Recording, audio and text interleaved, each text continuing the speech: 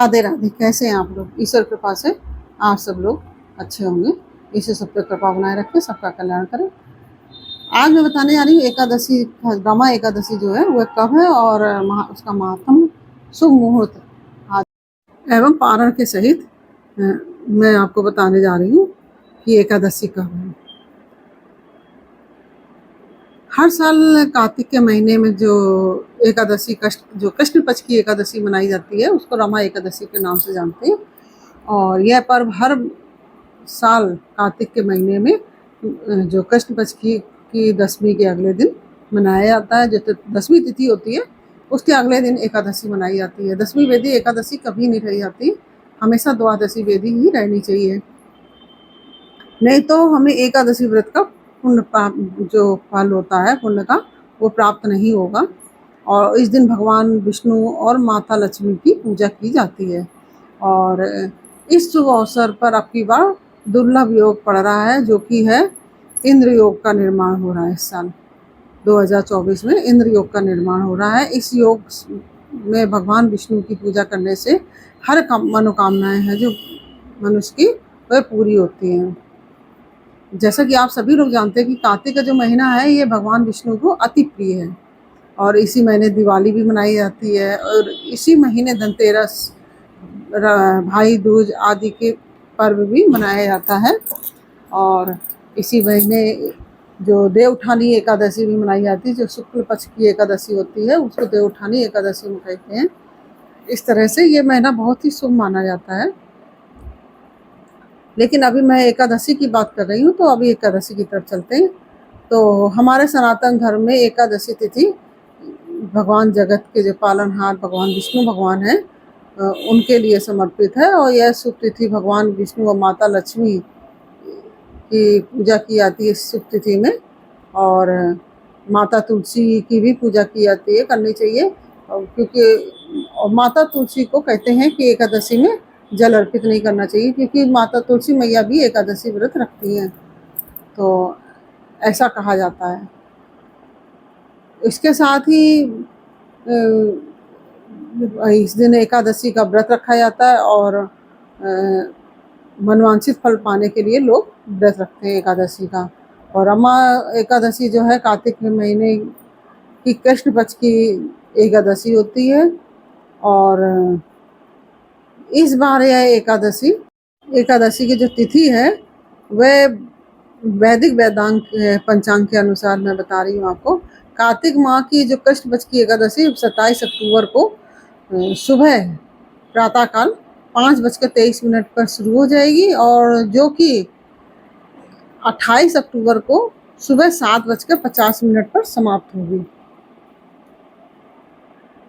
वैष्णव समाज के जो अनुयायी होते हैं, जैसे जो वैष्णव समाज के लोग होते हैं, वह 28 अक्टूबर को रमा एकादशी मनाएंगे।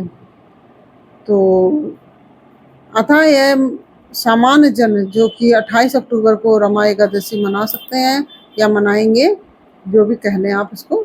और वहीं 29 अक्टूबर को व्रत का पारण करेंगे, क्योंकि ये 27 अक्टूबर को सुबह 5:23 पर प्रारंभ हो रही है एकादशी तिथि, तो ये 10वीं वेदी एकादशी कहलाएगी। जो 27 तारीख की एकादशी है वह 10वीं वेदी एकादशी कहलाएगी।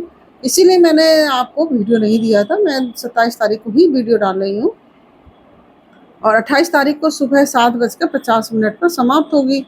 तो 28 तारीख को ही हम सब व्रत रखेंगे और जितने भी वैष्णव समाज के अनुयायी हैं वो सब 28 तारीख को ही व्रत रखेंगे, जो कि 7:50 पर एकादशी समाप्त होगी।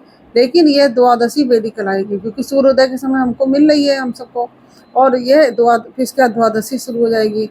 तो यह द्वादशी वेदी एकादशी कहलाएगी और द्वादशी वेदी ही एकादशी रहनी चाहिए व्रत, जैसा कि मैं हर वीडियो में आपको बताती हूँ। और 10वीं वेदी एकादशी नहीं रह जाती, इसलिए हम सब 28 तारीख को ही एकादशी का व्रत रखेंगे। और वहीं 29 अक्टूबर को हम सब 6:31 पर, जो 6:31 से लेकर 8:44 के बीच में जो भी साधक व्रत रहेंगे वो पारण कर सकते हैं। एक बार समय फिर आप ध्यान से सुन लीजिए, 6:31 से लेकर 8:44 तक इस बीच में आप पारण कर सकते हैं। इसलिए मैंने आपको पारण का समय भी डाल दिया है। और यह एकादशी का पर्व विशेष महत्व होता है। इस अवसर पर मंदिरों में विशेष पूजा का आयोजन किया जाता है, साथ ही भजन कीर्तन भी किया जाता है। एकादशी तिथि में भगवान विष्णु की पूजा करने से साधक को अमोघ फल की प्राप्ति होती है और साथ ही जीवन में व्याप्त सभी प्रकार के दुख और जो संकट वगैरह होते हैं उससे दूर हो जाते हैं। और एकादशी में रात्रि का जागरण का भी विधान है। कहते हैं रात्रि में जागरण करने से भगवान विष्णु अति प्रसन्न होते हैं। और पूजा किस तरह से करनी, पूजा की विधि, कार्तिक के महीने की जो कृष्ण पक्ष की एकादशी तिथि को ब्रह्म बेला में उठें। कोई भी आप एकादशी रहें उसमें ब्रह्म बेला में ही उठा जाता है, ब्रह्म मुहूर्त में। और इसके बाद नित्य कर्मों से निवृत्त होने के बाद स्नान ध्यान करें। और अब आचमन करके आप पीले रंग के वस्त्र धारण करें और सूर्य देव को जल का अर्घ्य देना चाहिए और प्रतिदिन देना चाहिए सभी को। और फिर आप पंचोच्चार विधि के द्वारा भगवान विष्णु की पूजा करें। इस समय भगवान विष्णु को पीले रंग के फूल और जल अर्पित करें। साथ ही विष्णु चालीसा अगर हो आपके पास तो आप उसका पाठ कर सकते हैं। और इसके बाद जो भी है आप ओम नमो भगवते वासुदेवाय आदि मंत्र का जप भी कर सकते हैं, माला कर सकते हैं। और इसके पश्चात आप आरती करें। इस तरह से मैंने ये आपको बताया कि एकादशी कब है और किस दिन हमें व्रत रहना है, यह मैंने आपको जानकारी दी।